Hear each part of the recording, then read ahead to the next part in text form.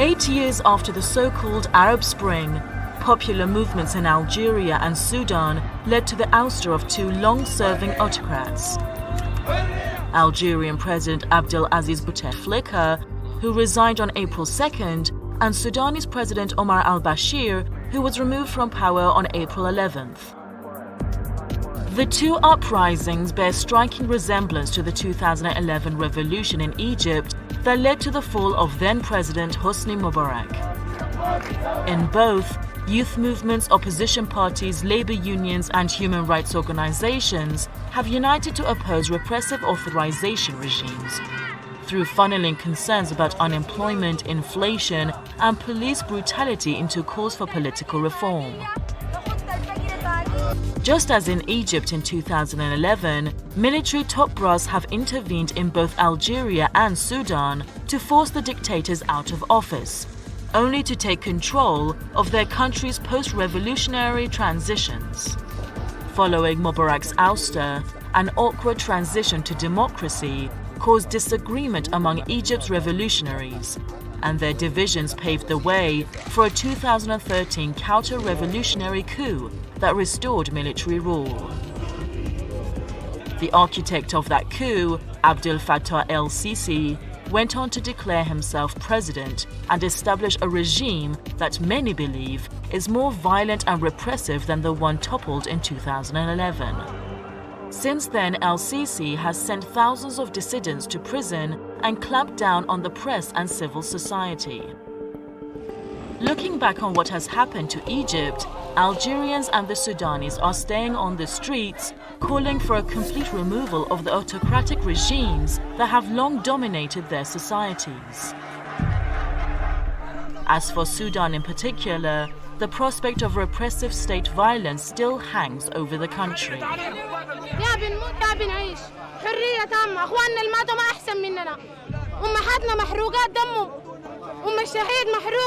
ونحن عندنا اخوات بنعيش يا بنموت حريه سقطت ما سقطت ما سقطت احنا بنطالب بحريه وحكم مدني من اجل عيشه شريفه وايدي امينه.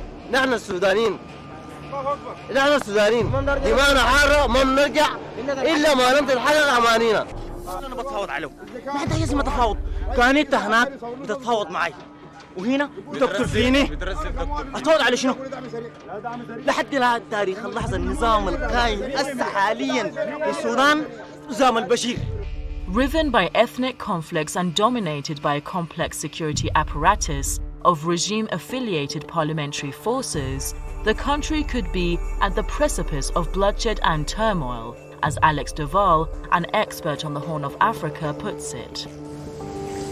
On 3rd of June, security forces and parliamentaries fired on pro-democracy protesters, holding a sit-in outside army headquarters in the capital Khartoum, leaving a number of people dead and many more injured.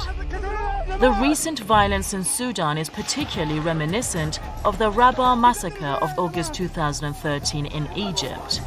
In that event, Egypt's military and security forces raided 2 protest camps and attacked opposition demonstrations, killing more than 800 people in one day.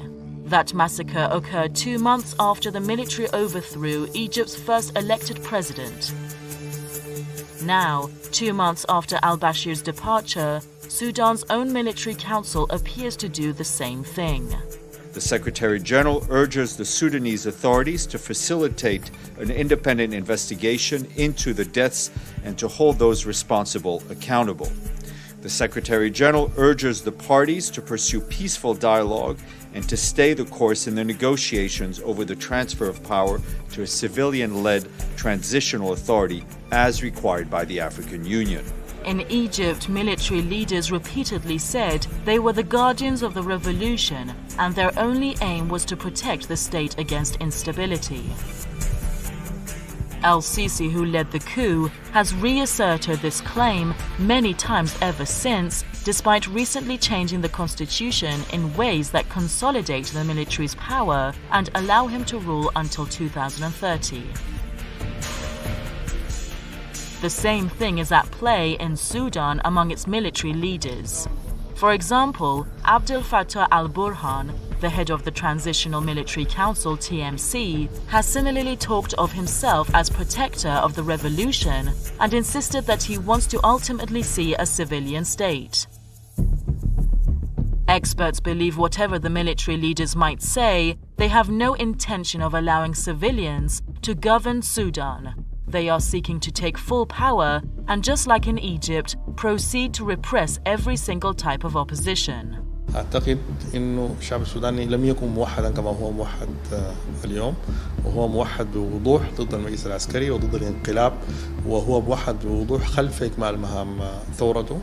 المجلس العسكري بتصرفه الأخير هو حتى سمح بأن تذهب الثورة لمنحى أكثر جذري في معالجة آثار النظام القديم، وأكيد هذا المجلس هو من مخلفات النظام القديم، وهو يكرر في إيجاد أساليبه وفي إيجاد أدواته بصورة حتى أقل حرفة واحترافية. After the fall of Mubarak, the military tried to maximize the role of the army in the new government while spreading rumors about their political opponents. They issued propaganda painting the military as Egypt's last hope, a belief that eventually made it easier for them to overthrow the government and take power. Sudan's military council today is giving the same speeches in an attempt to discredit its opponents. وزي ما علمنا والمجلس العسكري يعلن السلام الشامل لكل الحركات المسلحة، السلام الشامل لكل من يريد السلام، لكن والله لا نجامل حد في أمن وسلامة المواطن. But it was not just through speech that Egypt's army prepared to strengthen its grip on power. Before the Rab'a massacre, security forces used violence on smaller scales, almost as a way to test the reactions of the people and the international community. They killed more than 50 people protesting the coup on 8th of July 2013, then killed more than 150 people a few weeks later. The reaction domestically and internationally was muted. The Rab'a massacre happened the next month. The military in Sudan also seems to be testing the waters. The TMC will be waiting to see the reactions from the likes of the UN, the African Union, and Western partners. But it is not just these foreign bodies that the TMC will be keeping an eye on. In Egypt, El-Sisi time after time thanked Saudi Arabia and the UAE for supporting him from day one. It later came to light that these Arab countries gave the Egyptian military over $20 billion to deal with the opposition and Muslim Brotherhood.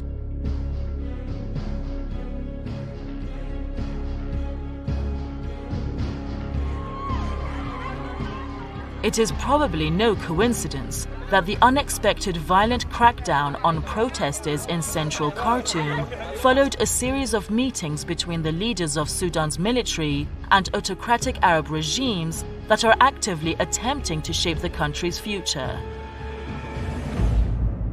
Analysts say the rulers of Egypt, Saudi Arabia, and the UAE, no friends to democratic governance, are acting together to ruin the aspirations of Sudan's reform movement.